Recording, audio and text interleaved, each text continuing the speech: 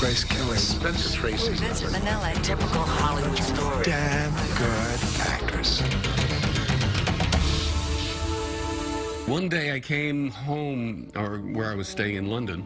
It was, Bunny Lake was shot on location in London. My wife said, "You've got a phone call from your agent." So I called my agent, and the agent said, "Are you sitting down?" He said, "You've just been offered the lead in Stanley Kubrick's next film." I was bowled over. I was in seventh heaven because I was a real Kubrick fan by this time. He'd already done Dr. Strangelove, he had done Lolita, so suddenly this world-class director wants me in his next film.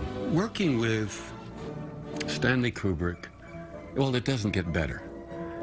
He was very quiet, never raised his voice. He also was the most prepared director probably that I had worked with and have ever worked with.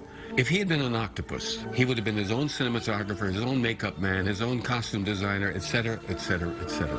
You know, another remarkable thing about this film is the fact that none of the special effects in the film were computer generated. They were all, one way or another, done physically, sometimes chemically, sometimes with trick cameras, sometimes just plain mechanically. And an example of that would be the scene where Hal won't let me back in the ship, so I have to go to the emergency hatch where I'm blown into an airless room or passage and have to grab a handle and turn on the oxygen and close the doors. It looked like I was floating in space laterally toward the viewer.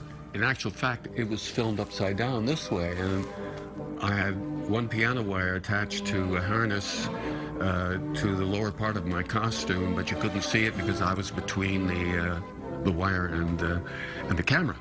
And I had to be dropped about 3 stories, only for Stanley Kubrick would I have done it. Fortunately, we got it in one take. Astronaut Keir Dullea matches wits with a diabolical computer while taking the ultimate trip in 2001, A Space Odyssey. Monday at 3:30 p.m., only on Turner Classic Movies.